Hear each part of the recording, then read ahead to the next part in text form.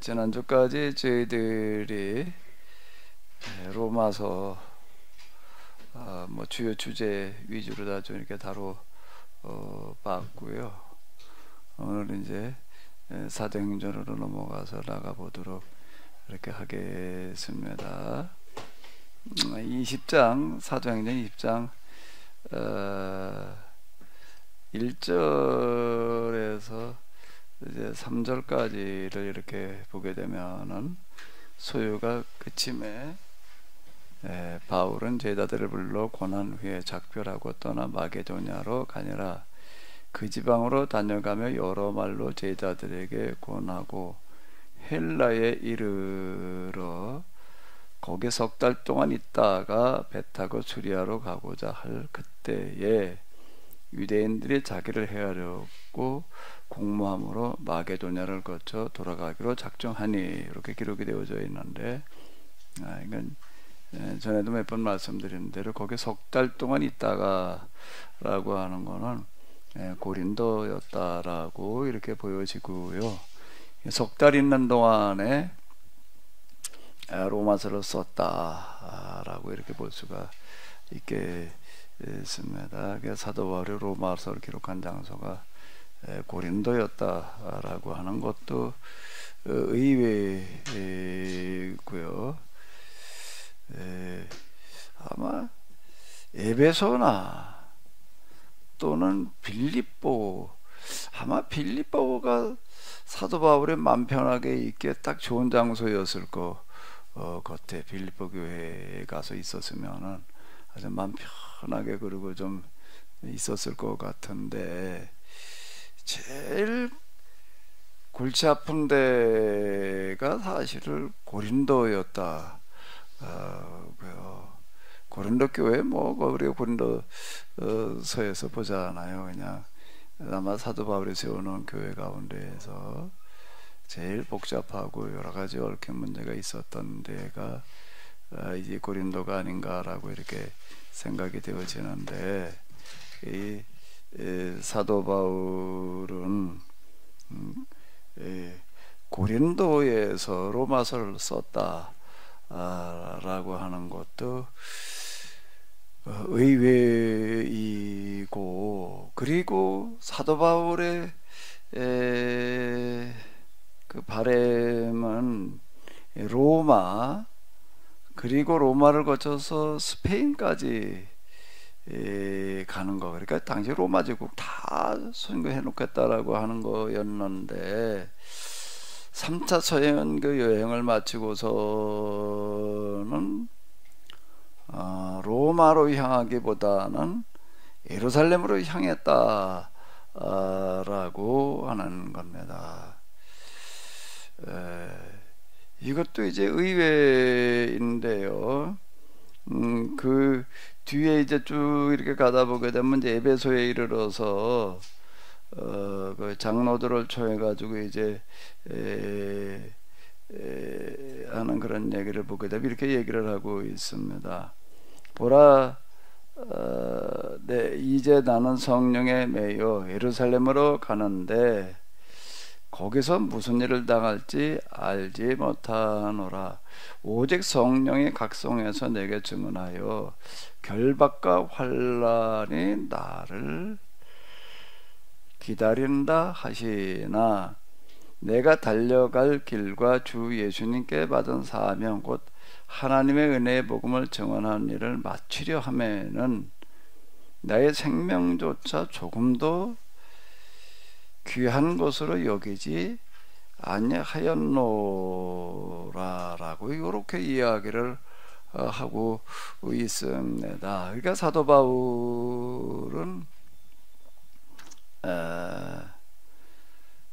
이제 다시 지도를 보면서 이렇게 보게 되면은 그런 데 있으면서 이탈리아로 간다라고 하게 되면 여기서 배 한 번 타면 되는 거예요. 그 아드리아에 이거 하나 건너가면 바로 지척인데,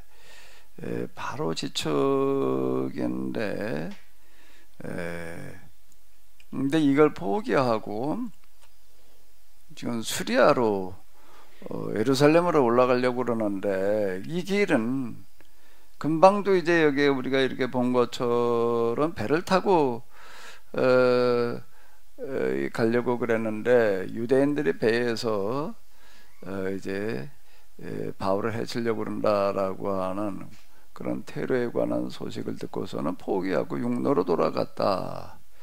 자, 이렇게 이야기를 하고 있습니다. 그러니까 사도 바울은 일로 가게 되면은 많은 어려움이 있고 죽을 수 있다라고 하는 거를 잘 알고 있는 거예요. 특히 예루살렘으로 올라간다라고 하는 거는, 그것도 예루살렘도 언제에 맞춰서 올라가는가 하면 절기에 맞춰서 유월절에 맞춰 가지고 올라가는데, 올라가게 되면 그가 살아남을 가능성이 거의 없다는 거를 잘 알고 있습니다. 잘 알고 있고, 지금 여기서 첫 번째부터 뭔가 보면 배를 타고 가려고 그러는데 배에서 자객단이 기다리고 있다라는 또 정보를 누군가가 또 알려주는 거예요. 누군가가 알려준 거예요. 자, 그러면은 여기에서 어떻게 해야지 될래나. 성령께서는 올라가게 되면 온갖 환난을 겪고 이제 죽을 수도 있다라고 알려주시고, 또 정보가 들어오기는 유대인들이 벌써 지금 아예 배에서부터 바울의 배에 타기만 하면은 죽이겠다라고 이렇게 기다리고 있다고 그러고, 그럼 어떻게 해야 돼? 이걸 가야 돼, 말아야 돼? 박 목사님 같으면 어떻게 할 거예요? 지난주에 밝혔던 것처럼 일단은 성령께서 가지 말라고 하지 자객단이 있다고 그러지 그 정보를 알고도 어떻게 가요? 저는 못 갑니다. 자, 이제 이 부분을 가지고 이제 우리가 조금 생각해 볼 수 있는 거는요, 이 하나님과 우리의 이런 관계가 어떤 관계냐라고 하는 건데, 우리는 이렇게 생각하기 쉬워요. 뭔 얘긴가 하게 되면은 우리는 하나님의 뜻, 특히 하나님의 말씀과 명령대로 따르겠다라고 이렇게 생각하기 쉬워요. 그죠, 목사님? 박 목사님 어때요? 하나님의 뜻과 말씀과 명령대로 내가 따르겠다, 이렇게 생각을 하지요. 박 목사님도 그렇게 생각하지요. 그래서 기도할 때에도 우리가 어떤 문제 앞에서 하나님 이럴 때 내가 어떻게 해야 됩니까? 하나님께서 원하시는 게 뭔지 좀 알려주십시오. 그러면 하나님께서 하라고 하는 대로 하겠습니다. 그렇게 기도하지요. 아니면은 제가 지금 이렇게 하려고 그러는데 뭐 이렇게 되게 해주십시오. 이제 이런 식으로다가 이제 계획을 세워놓고 그거 이루어 달라고 이제 이렇게 기도하게 되는데, 아마 대부분 기도가 그 두 가지가 아닐까? 근데 그 중에서 이제 응답이라고 하는 부분이, 응답이라고 하는 거는 그러니까 이렇게 이제 생각을 하는 거예요. 어떤 문제들 앞에 놓고 선택을 하나님께서 해 주십시오, 이렇게 이제 기도를 한단 말이에요. 그럼 내가 그 하나님께서 선택해 주신 대로 하겠습니다. 아니면은 제가 지금 이러이러하게 하는데 내가 지금 하려고 하는 일을 되게 해 주십시오, 이렇게 기도하지 않나요? 응답이라고 하는 거를. 또 어떤 기도를 해? 박 목사님은 주로 이거 말고 또 무슨 기도를 해? 이렇게 기도하는 거 말고 또 뭐가 있나? 주로 그렇게 하지요. 다 마이크 집어봐요.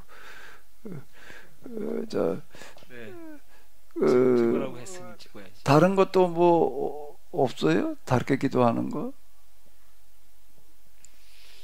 네, 있기는 있는데 이제 주로 뭐 지금 목사님 얘기하신 대로 그렇게 하고요. 이제 보기를 원한다는 말을 그 보기를 원한다는 기도를 좀 하죠. 똑바로 볼 수 있도록. 에. 근데 우리가 이제 이거는 우리 실제 우리 신앙생활과 많은 관련이 있으니까 이제 바울이 지금 하고 있는 것과 한번 이제 우리가 견주어서 이렇게 보자고요. 지금 사도 바울이 움직이고 있는 거는 뭔가라고 하게 되면은 하나님한테 기도를 해가지고 내가 지금 로마로 가야 됩니까? 예루살렘으로 가야 됩니까? 라고 기도를 해가지고서 하나님께서 가라고 하시는 대로 가겠습니다. 그렇게 행동하나? 아니죠. 그게 아니죠. 오히려 지금 뭔가 하게 되면 예루살렘으로 가게 되면 어떻다? 많은 어려움이 있다라고 하는 거를 알게 하신단 말이에요. 그건 사도 바울에게 직접 또 알게 하셨지만은 간접적으로도 또 많은 사람들이 그렇게 얘기를 하는 거예요. 기도를 하니까 지금 당신이 예루살렘으로 올라가게 되면은 많은 환난을 받고 죽을 수 있다고 얘기를 하신다. 그러니까 그 얘기는 뭔가라고 하게 되면은 바울 주변에 있는 사람들이 바울을 위해서 많이 기도했다라는 것을 이제 얘기해주고 있어요. 기도 중에 보니까 이러이러하다라고 이 얘기를 하신다. 그리고 그 당시에는 성령께서 이렇게 좀 말씀해 주시는 어떤 그런 현상들이 좀 많이 이제 있었다라고 이렇게 볼 수가 있는데, 근데 그건 어떤 경우인가 하게 되면 아직 신약 성경이 정경화되어져 있지 않기 때문에 교회의 직책 가운데 예언자라는 사람이 있었습니다.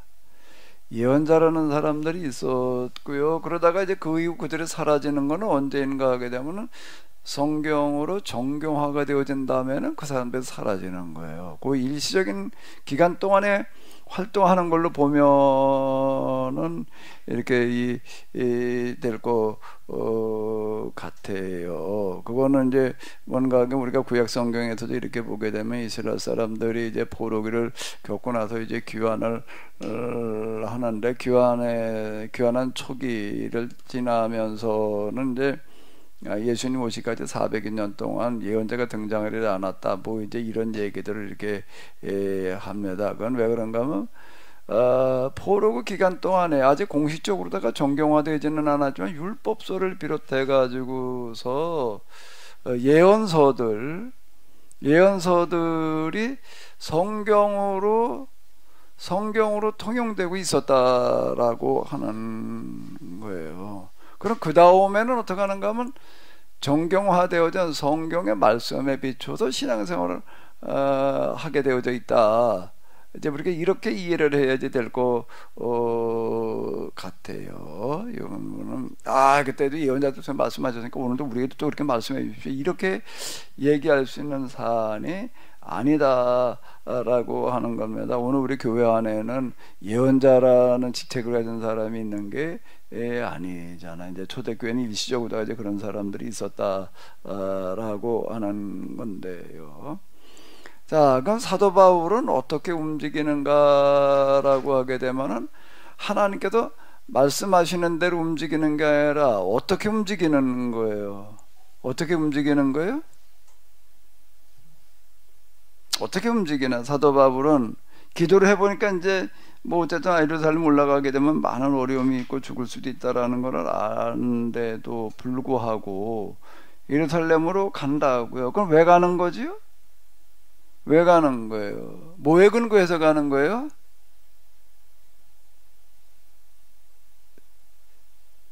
자, 우리가 지금 신앙생활 하다가 오류를 범하지 않으려면은 이 부분이 굉장히 중요할 것 같아요. 저 자신도 돌이켜놓고 보게 되면은 이 부분에서 많은 오류를 범했던 것 같은데 뭐에 따라서 그는 지금 움직이는가라고 하게 되면은, 자, 이건 좀 우리가 판서를 하면서 좀 정리를 해보자고요.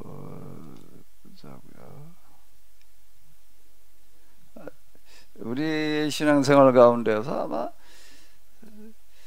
가장 큰 관심과 비중이 어디에 있는가 하면, 신앙이 좀 열심히 있는 사람들은, 신앙에 열심히 오는 사람들은 기도해도 응답 받으려고 하는 생각도 안 하지만은, 좀 그래도 열정이 있는 사람들은 그래도 응답을 받아서 하나님의 뜻대로만 해보자, 이렇게 이제 생각하는 경향들이 많습니다. 그래서 많이 기도하면서 응답 받으려고 그러는데요. 이제 이걸 가지고 이제 한번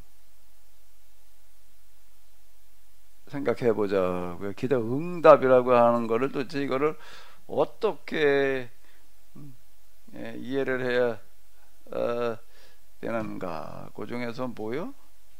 요 응답. 나도 응답 받아보려고 좀 실험을 해봤었는데, 박 목사님은 응답 받아보려고 그런 적이 있어요, 없어요? 많이 있었죠. 눈도 좀 뜨게 해달라고 기도했었을 것 같은데. 물론이죠. 자, 이 응답이라고 하는 부분을 우리가 이제 어떻게 됐냐?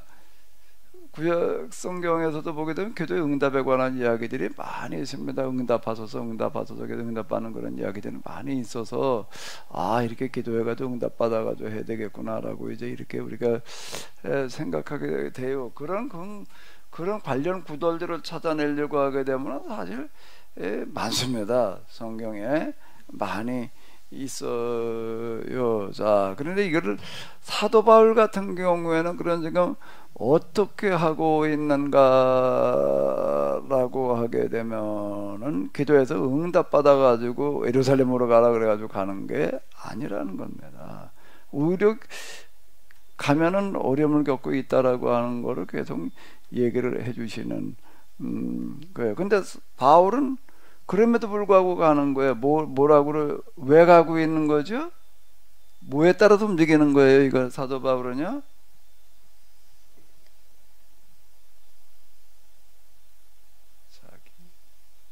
뭐예요? 판단이에요.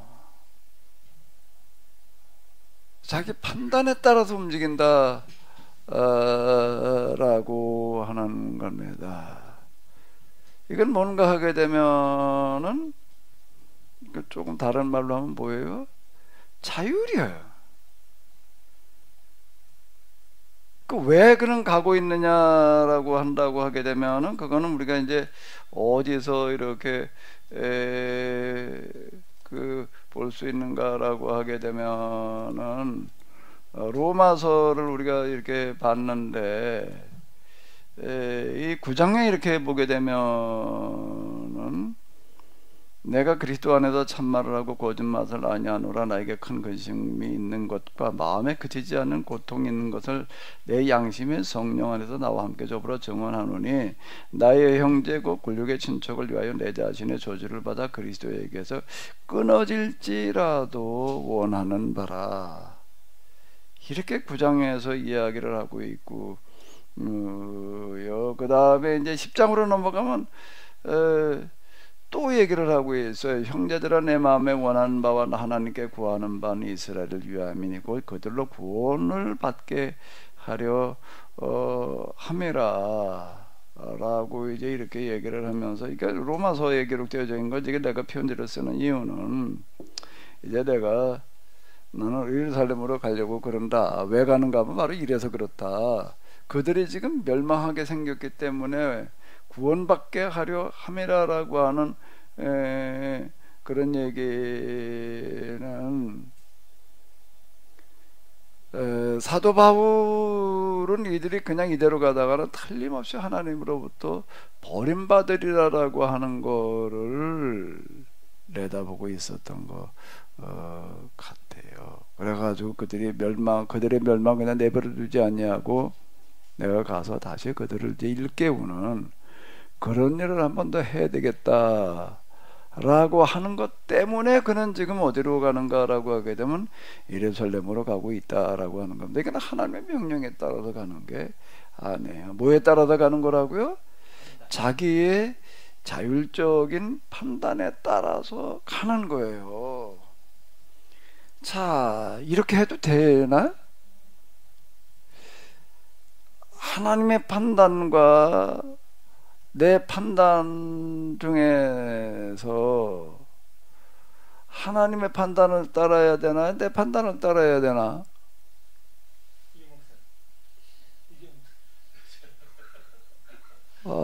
이제 아주 피할 바위가 생겼어.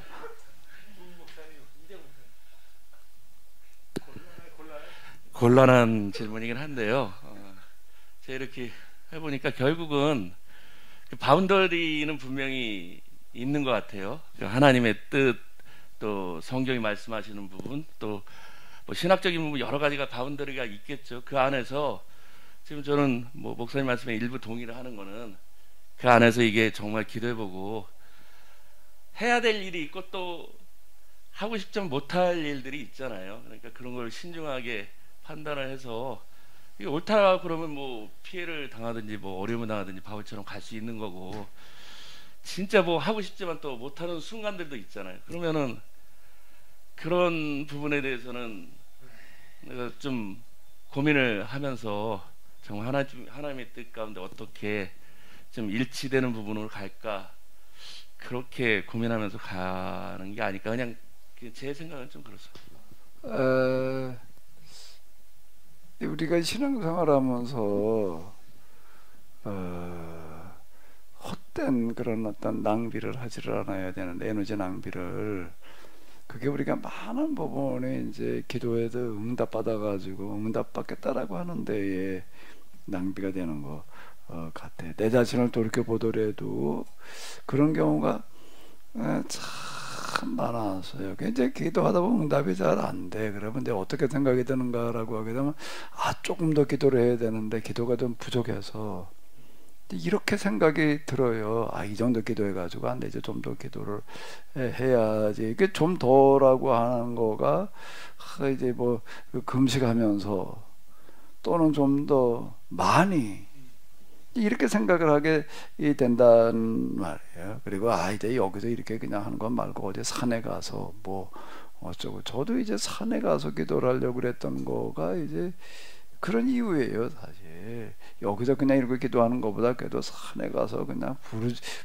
그냥 여기서는 그렇게 부르짖고 그러는 거가 참 쉽지를 않잖아. 여기라는 거 이제 교회라든지 뭐 이런 데서는 다른 사람들 의식이 되니까, 그러니까 그거 다 이제 이게 차단된 그런 산에 가서 좀 그냥 아주 마음껏 부르짖어야지 뭐가 될 것 같고, 이래가지고 나도 산으로 가는 거예요.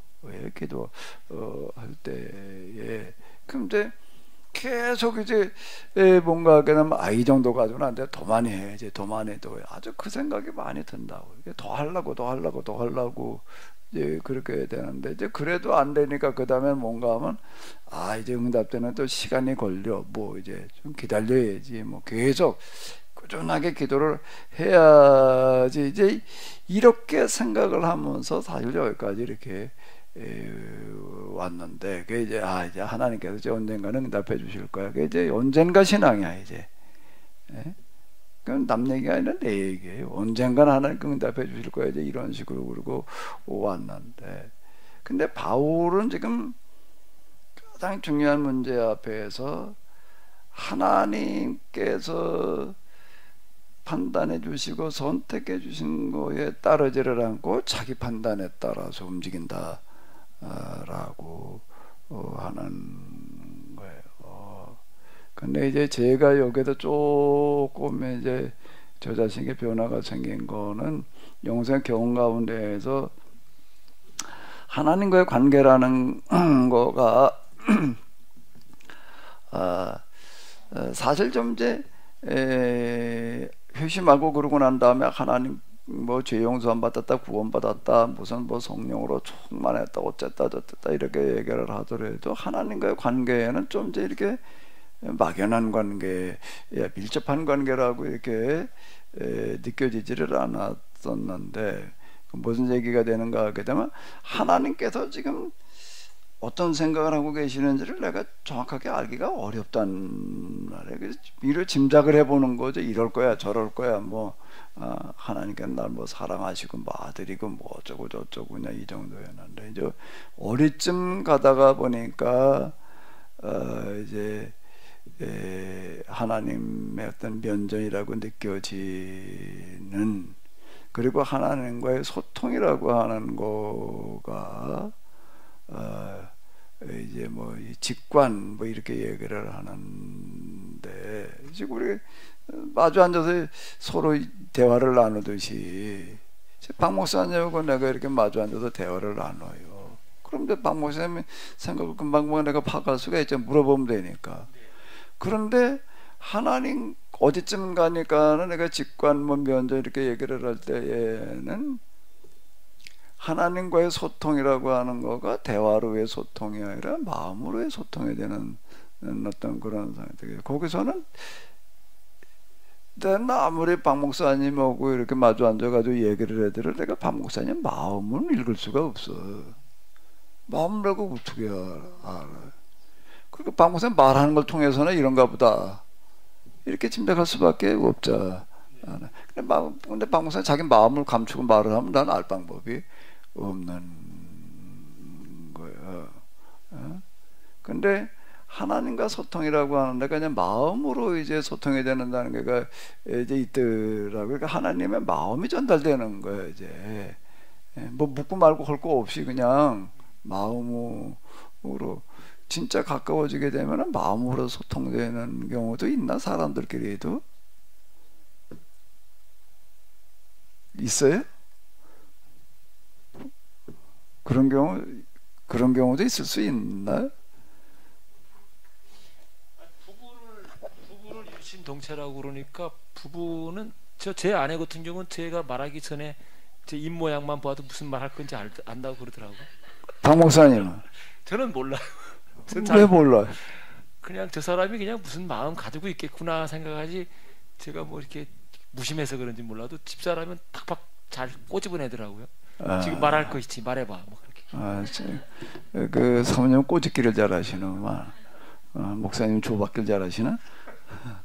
자, 사람도 물론 진짜 사랑하게 되면은 뭐 얼굴만 봐도 뭐 눈빛만 봐도 이제 뭐 이런 얘기들을 이렇게 하는데, 네, 하나님과 관계가 이제 그렇게 되는 단계들이 이제 있어요. 그러면 이제 그때가 다 하나님의 마음을 이제 이렇게 좀 알게 되는데, 그때 놀라는 거는요, 정말 놀라는 거는 뭔가 하면 하나님의 인격이라고 하는 거를 경험을 하게 되는데, 하나님의 인격이시다.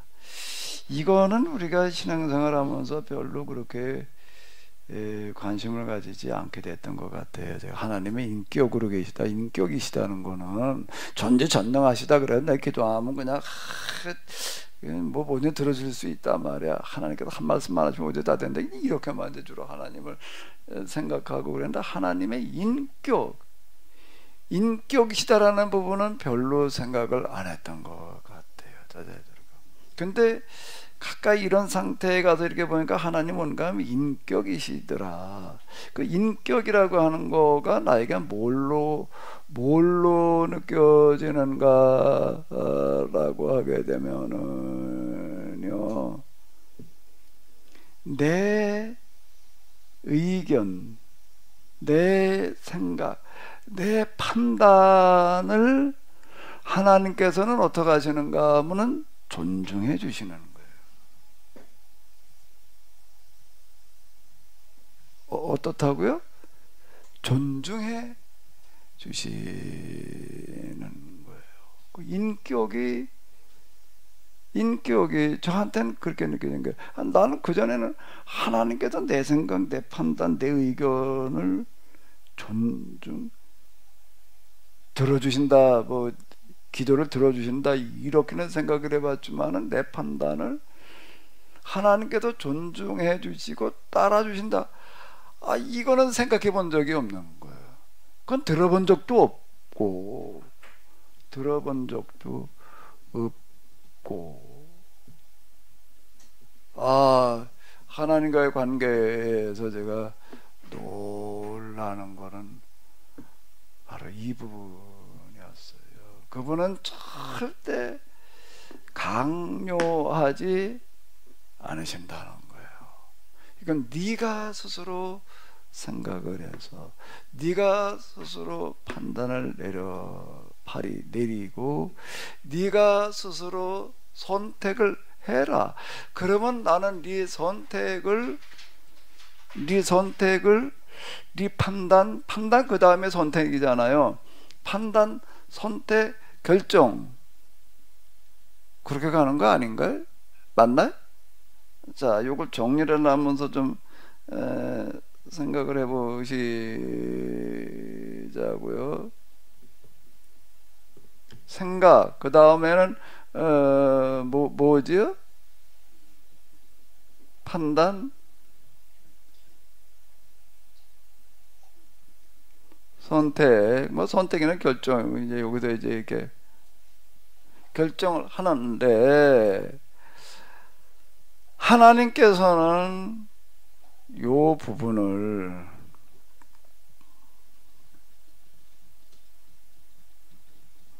내 생각, 하나님의 인격이 느껴지는 부분은 내 생각, 내 판단, 내 선택과 결정을 어떻게 하신다는 거예요? 존중해 주신다 라고 하는 거예요. 절대 강요하지 않으세요. 그게 너무 놀라운 거더라 라고 하는 거예요. 제가 이제 그동안 공부하면서 이렇게 보니까는요, 교수님들 가운데에서도 이제 돌이켜놓고 보니까 그때는 잘 몰랐는데 이제 이렇게 다시 돌이켜놓고 보니까 그 교수님은 참 인격적인 분이었다 라고 이렇게 느껴지는 분이 있는데, 이제 제가 학교 다닐 때 이제 제 지도 교수였던 분이 있는데요, 이제 미국 분입니다. 예일대 사학과를 공부하시고 이제 교회사를 가르치시고 이래가지고 제가 이제 어쨌든 그분한테서 좀 많은 것들을 배우고 이제 그랬는데, 저희는 학부 때 이제 이렇게 졸업 논문을 쓰게 돼 있었어요. 그래서 제가 가서 교수님, 제가 이번에 좀 교리사를 가지고 좀 논문을 쓰고 싶은데 뭘 썼으면 좋겠습니까? 그랬더니 뭘 좀 이렇게 물으셨더니 이걸 가지고 써봐라. 그리고 이제 기독론 논쟁이라고 하는 거가 있었는데요. 시릴과 네스토리우스의 이제 기독론 논쟁이라는 부분이, 그게 이제 그 교리 논쟁 가운데에서 이제 그 가장 중요한 그 쟁점이었던 이제 부분이에요. 쭉 이런저런 물으시더니 이게 어떻게 했냐. 그래서 그거 아주 좋습니다. 이걸 가지고 써라. 한번 써봐라. 이제 이렇게 가지고 이제 쭉 이제 개요를 내야 되고 이제 그래요. 개요라는 거는 뭔가 하면 내가 이제 논문을 요렇게 쓰겠습니다 라고 하는 걸 내는 거거든요. 그걸 내기 이제 전에 가가지고서 교수님, 제가 이번엔 논문을 좀 요렇게 한번 써봐야 되겠습니다. 써봤는데 뭔가라고 하게 되면 그 시릴과 네스토리우스, 시릴은 이제 헬라적인 배경이고 네스토리우스는 안디옥, 이제 히브리적인 배경을 가지고 있기 때문에 서로 상반된 기독론을 내세우고 있었다 라고 하는 거가 이제 그 신학계의 이제 하나의 흐름이었어요. 대부분 다 그렇게들 봤다. 그런데 제가 뭐라고 가서 얘기를 했는가라고 하게 되면, 시릴과 네스토리우스의 기독론은 서로 다른 게 아니라 좀 같다고 한번 써봐야 되겠습니다. 내가 그랬어요. 그때 뭐라고 그러는 거야? 그 실리콘 에스토로스가 얘기한 게 서로 다른 기독론이 아니라 같은 기독론이라고 이렇게 한번 써보고 싶습니다. 그랬더니 이제 놀라는 거예요. 아직 그렇게 본 사람은 없는데, 다 다르다고 봤지. 그 같다고 본다는 게 어떻게 더 같다고 볼 수 있냐? 왜 같다고 생각을 하냐? 그래서 몇 가지 내가 두루리 얘기를 했어요. 그 문화적인 배경 뭐 이런 것 때문에 서로 강조점이 다른 것이지 기독론이 다른 거는 아닌 것 같다. 그래서 난 그렇게 써보겠습니다. 그랬더니 이분이 이제 한참 생각을 하더라고요. 혼자요. 천장을 쳐다보면서.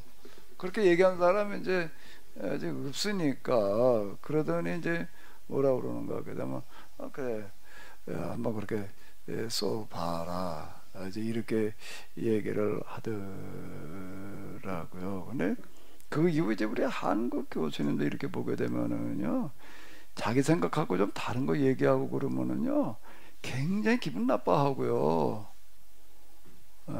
그 말하는 게 굉장히 조심스럽습니다. 교수가 뭔 생각을 이제 봐가지고서 비슷하게 얘기를 해야죠. 완전 교수 생각하고 다르게 얘기를 해버리게 되면은요, 굉장히 기분 나빠해요. 그 말하는 게 부담스러워요. 이제 그 이후에는 가만히 이렇게 몇 번 얘기를 해보니까, 그런데 그 제 지도 교수는 다른 거를 얘기를 하는 거를 기분 나쁘게 받아들이지를 않은 거 같아요. 그리고 그 사람들이 기대하는 거는 제가 이제 이렇게 보니까는 자기하고 똑같은 거나 가지고 똑같이 말하는 거나 기대하는 게 아니라 뭔가 자기 나름대로의 것을 가지고 얘기하기를 기대하는 거 같더라고요. 야, 이게 다르다. 제가 이제 지금도 그렇게 생각을 하는데요. 근데 하나님께서는요, 내 생각은 이런 거니까 넌 이거대로에게 순종. 그 전에는 제가 신앙의 본질이 순종이라고 생각을 했어요. 하나님 뜻에 내가 따르는 거지. 그러니까 그게 가만히 보니까 나는 타율적인 신앙이었어요. 내 의견, 내 생각 이게 중요한 게 아니라 하나님의 뜻이 중요한 거고 그걸 따르는 거야. 이렇게 생각을 해서 하나님 뜻이 뭔지를 맨날 무심하고, 그 다음 내가 또 원하는 게 있으면 또 이거 돼가 달라고 그러고. 그러니까 요게 이제 그러니까 가만히 보니까는 이율배반이야, 모순이야. 한쪽에서는 뭘 하겠다고 그러고 순종하겠다고 그러면서 또 슬그머니 또 이제 그 다음에 뭘 하는 거예요. 또 내가 또 듣고 싶은 게 있단 말이야, 하고 싶은 게 있단 말이야. 그건 또 어떻게 해달라고 그러고 되게 해달라고 그러고. 이게 이제 서로 모순인 거예요.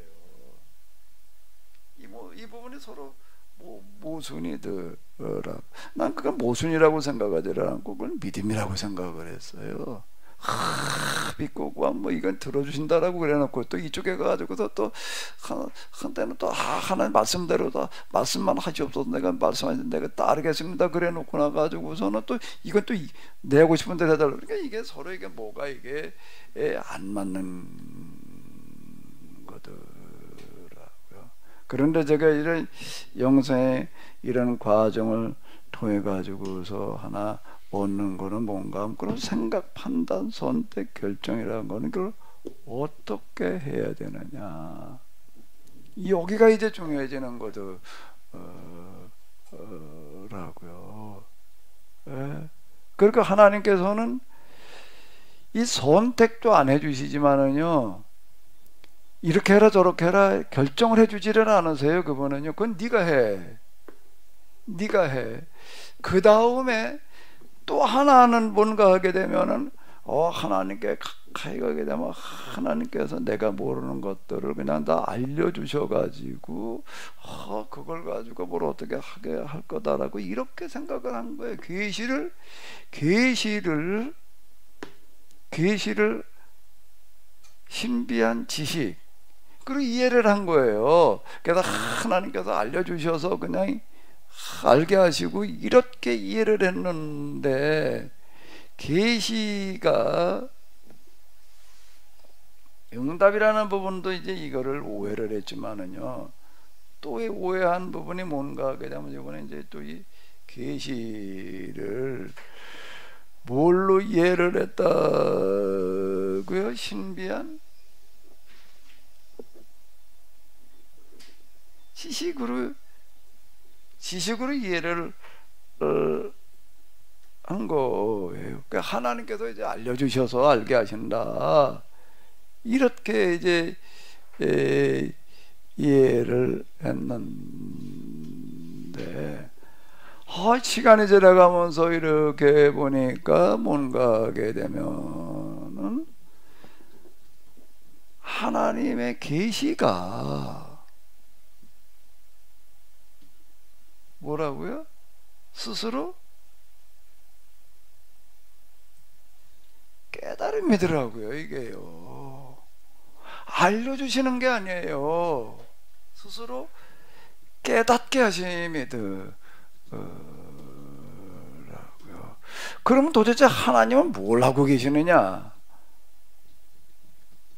뭘 하고 계시느냐 라고 하게 되면은, 하나님께서는 어떻게 하시는가 하면, 내가 바른 판단을 할 수 있도록, 바르게 깨닫도록 어떻게 하시는 거지요? 도와주시는데, 그 도우심이라고 하는 거가 이제 여기 들어 있는데요.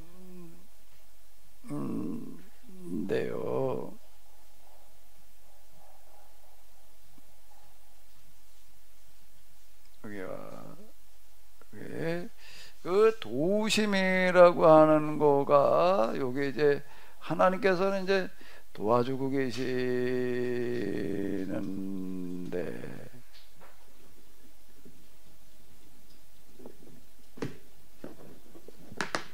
도우심인데, 이 도우심이 아니라, 도우심이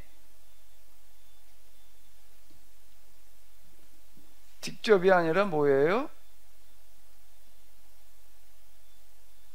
간접이라는 거예요.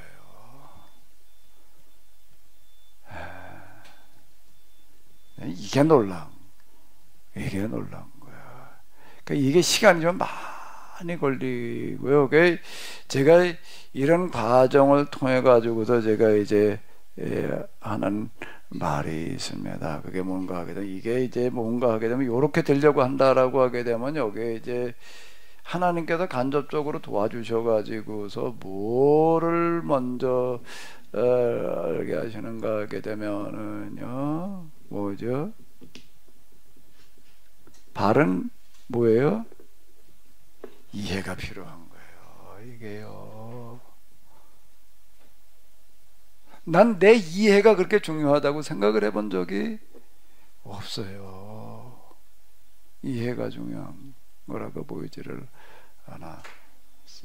하나님의 명령이고 하나님의 뜻이고 하나님의 말씀이면 됐지, 내가 뭘 이해를 해. 판단을 하려면은 먼저 뭐가 있어야 돼요? 정보가 있어야 돼. 내가 뭘 알아야지 판단을 할 거 아니에요. 예? 그냥 뭐 사지선다 그래가지고서 사지선다 모르니까 그냥 연필에다가 여기다가 1, 2, 3, 4 해가지고 뚜루루 굴려가지고서 써야 되나? 에? 그게 아닌 거예요. 판단 알아야 될 거 아니에요. 이게 바른 이해가 중요하더라고요. 여기에서 이제 내가 바른 이해가 뭐가 바른 건지를 어떻게 알아 도대체, 이게 바른 건지 아닌지를 어떻게 아냐고. 하나님께서 야 그게 맞았다 틀렸다 이렇게 얘기를 해주시면 좋은데, 그건 네가 스스로 어디 생각해봐라, 깨달아봐라. 차 이르시는 분이에요. 여기에서 제가 이제 뭐에 대해서 다시 한번 생각하는가, 뭐요? 합리였다는 거예요. 이치에 맞아야 되는 거예요, 이게요. 이치에 맞아야 되는 것도 그전에는 합리라고 하는 거에 대해서 나는 대단히 거부감을 가지고 있었어요. 거부감을.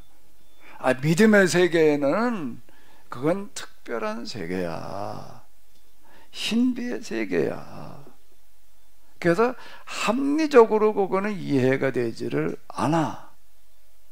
거기는 그냥 하나님의 말씀, 명령, 하나님의 계획, 거기에 내가 따르는 거지라고 이렇게 생각을 했는데, 하나님의 뜻이라고 하는 거가, 하나님의 계획이라고 하는 거가 이치에 안 맞는 초월적인 걸로, 초합리적인 거로, 초이성적인 거라고 생각을 했는데, 난 그걸 반이성적이다, 반합리적이다라고는 얘기하지. 그 초자를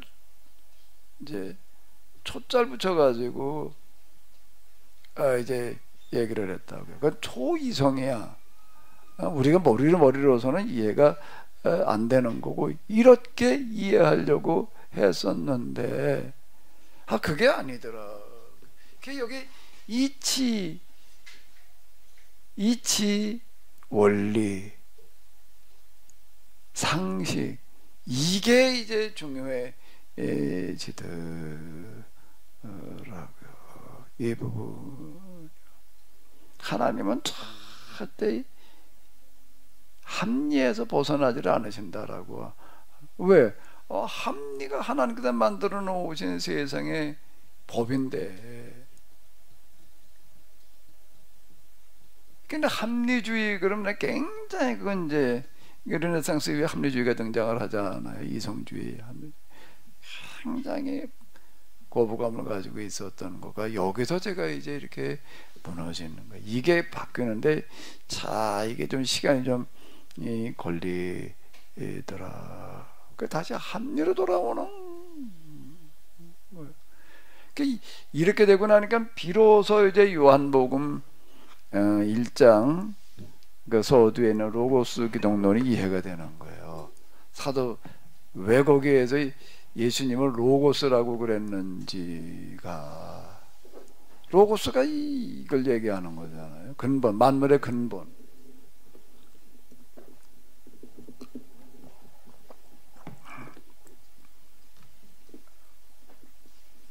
헤라클레이토스, 만물의 그거는 뭐 불이라고 얘기했던 사람이 이제 뭐 로고스 이제 이렇게 얘기를 그다음 추mon급을 했다, 뭐 이제 그러는데요.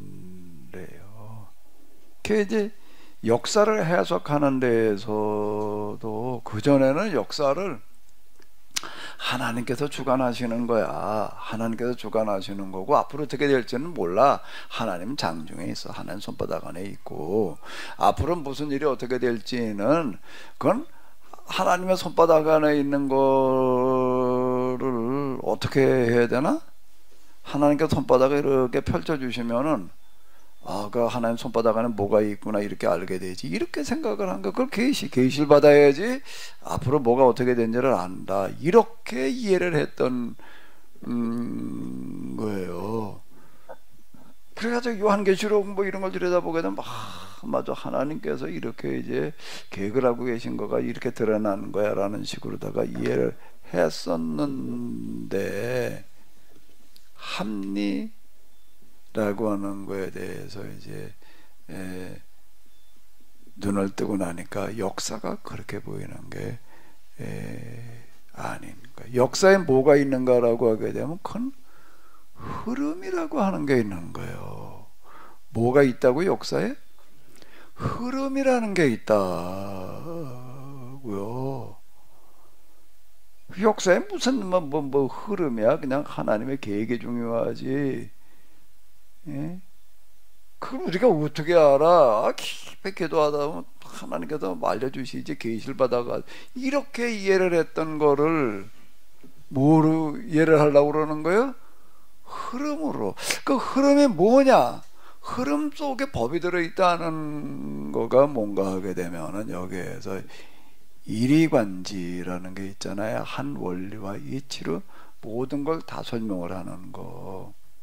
근데 이리관지 그런 건 관심이 없었어요. 그거 그거 이제 세상 사람들이 떠들어대는 뭐 소리지 뭐 그게 뭐 신앙의 세계 와가지고서 무슨 놈의 이리관지야. 그런 거는 그냥 그건 다 속된 거고, 여기는 우리는 특별한 하나님의 은혜의 자리야. 여기는 이제 신앙의 세계야.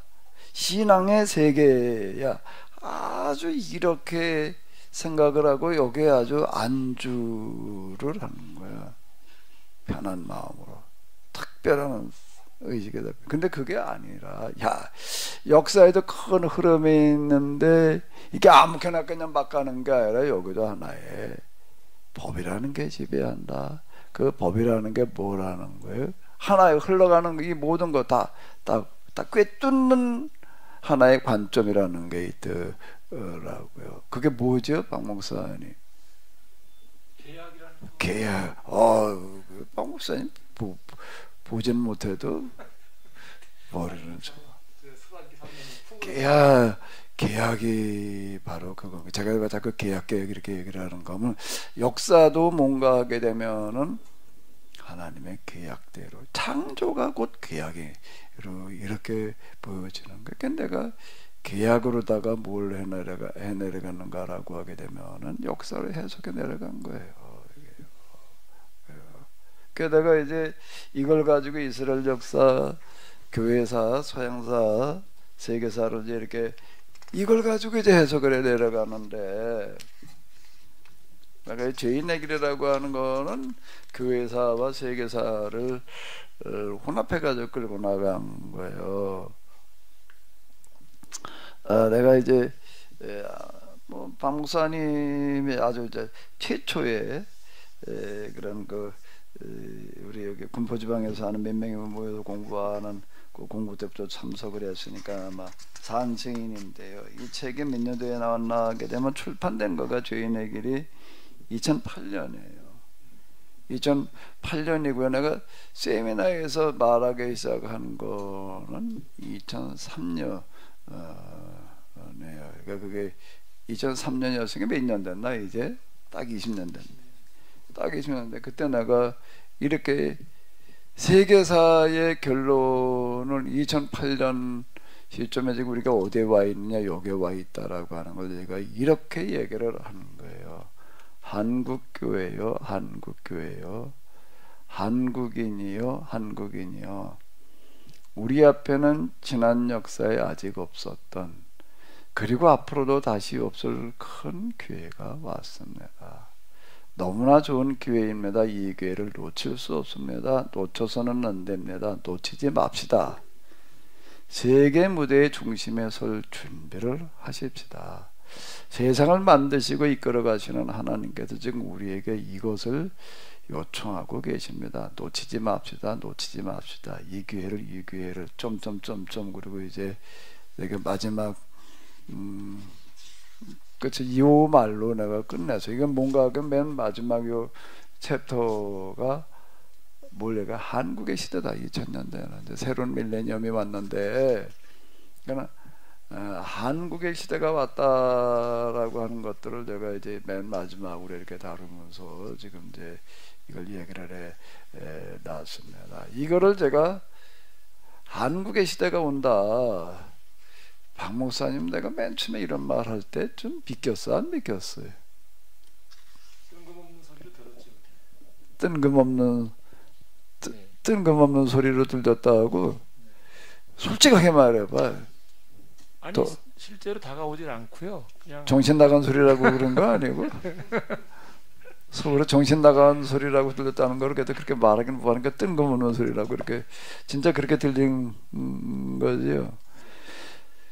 나도 사실은 이렇게 결론이 났을 때에 내가 믿기지를 않았어요. 내가 일단 믿기지를 않았어요. 왜? 2000년대가 한국의 시대다. 근데 그렇게 생각해 본 적이 없으니까. 아니, 우리나라가 어떻게 세계를 이끌어가? 나도 그렇게 생각을 해본 적이 없고, 믿어지지가 않았고, 그런데 쭉 해석을 해 나가다 보니까 이 결론에 도달을 하는 거예요. 이건 뭘로인가 하면 큰 흐름이에요. 큰 흐름을 가지고 내가 얘기를 하는 거예요. 기도했더니 하나님께 말씀하시더라, 이 얘기가 아닌 거예요. 그런 흐름을 놓고 보니까 역사 속에 흘러내려왔던 계약이라고 하는 걸로 하나님께서 이끌어 가시는데,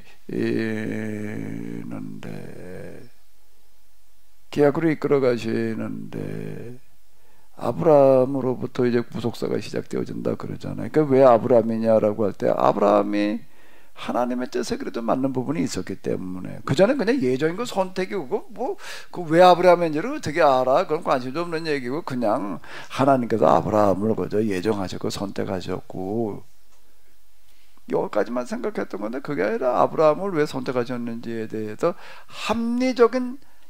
합리라는 얘기가 이게 이제 중요해진 거예요. 합리적인 이해가 있어야 되는 거야. 예정을 무떻게 갑자기 예정이 하나님 마음인데 그걸 어떻게 합리로 그건 믿음으로 그냥 받아들이는 거야. 이렇게만 생각을 했던 건데, 그게 아니라 합리.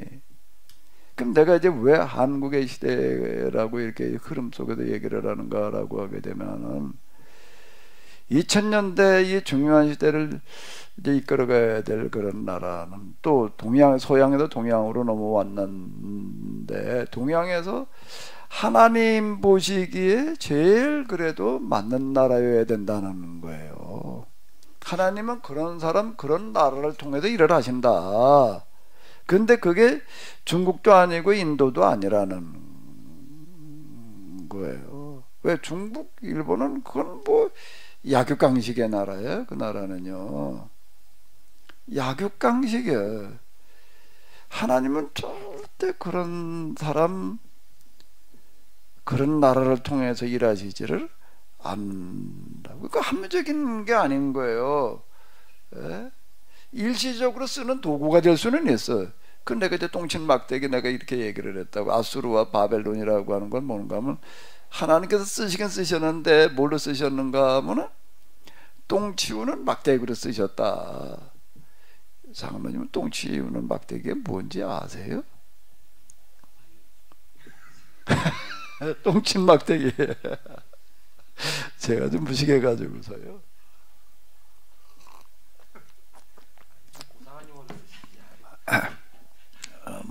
뭐라고? 고상한 용어로 쓰셔야 되지. 고상이 뭐야? 나는 근데 고상한 걸 난 몰라.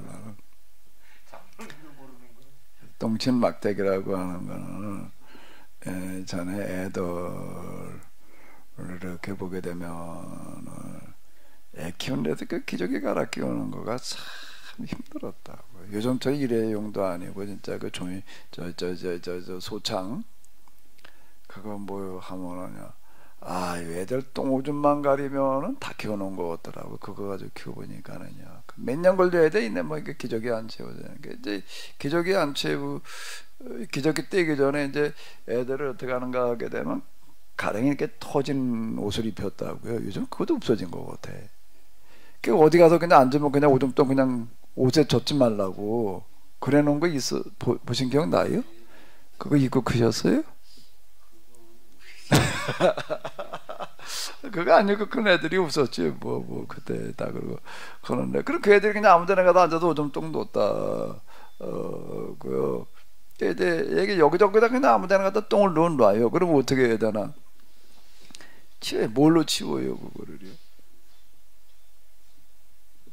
삽으로 떠다가 이렇게 치우는 거예요. 삽으로 떠다 치우는데, 요즘은 삽이 널린 게 삽인데 옛날에는 삽도 귀해서요. 그거 어디 일할 때 가지고 나가고 그러면 이제 없는 거예요.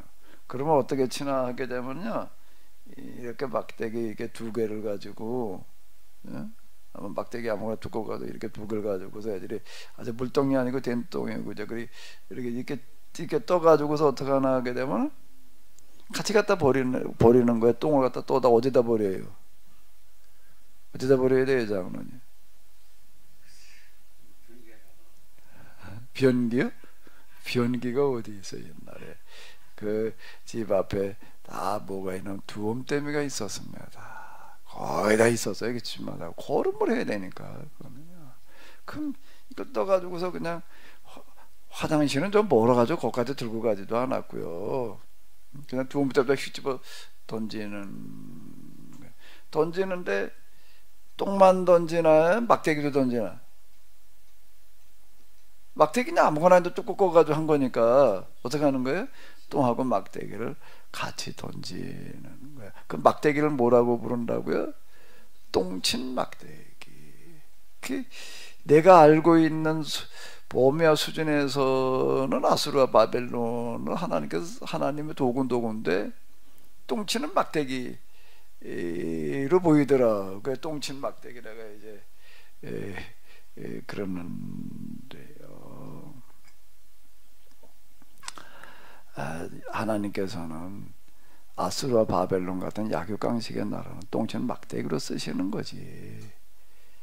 하나님께서 세상을 구원하는 도구로 쓰실 수가 없는 거예요.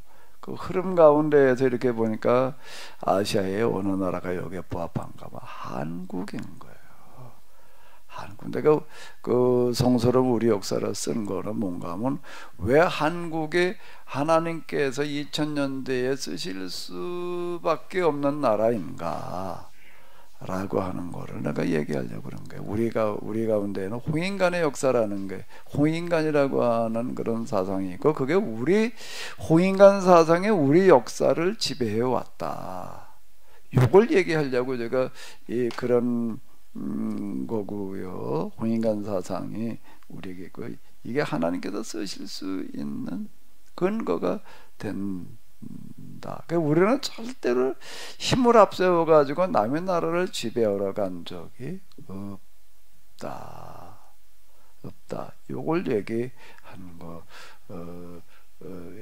그래서 이제 2000년대라고 하는 시대는 완전히 이제 새로운 시대가 왔는데, 그게 한국의 그 전통 문화 사상과 맥을 같이 할 수 있다.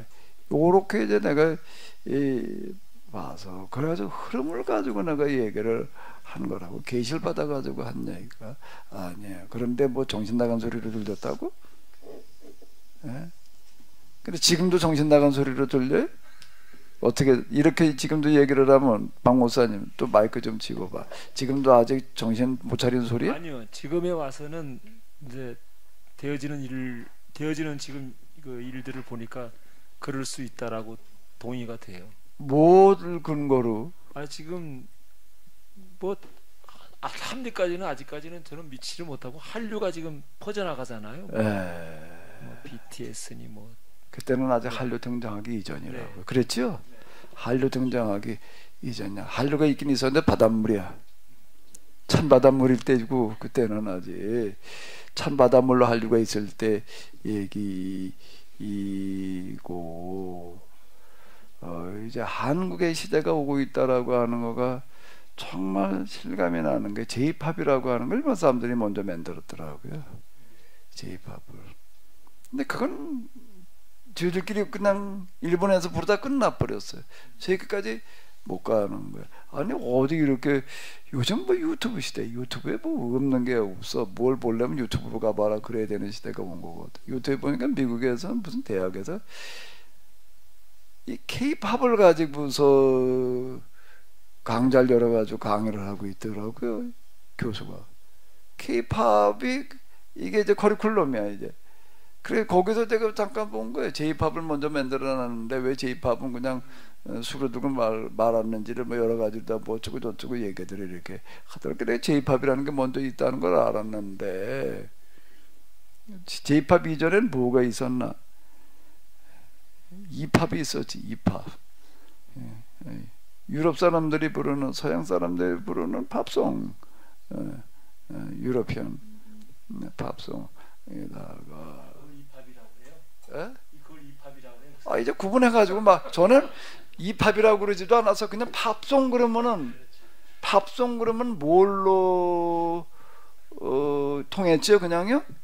유럽 사람들 부르는 걸로다가 통했지. 그러니까 그냥 이팝, 제이팝, 무슨 케이팝 할 것도 없어도 팝송이라고 하는 거가 파퓰러송이라는 얘기는 대중가요라는 뜻인데, 대중가요라는 건 누구나 다 불러야지 되는 거거든요.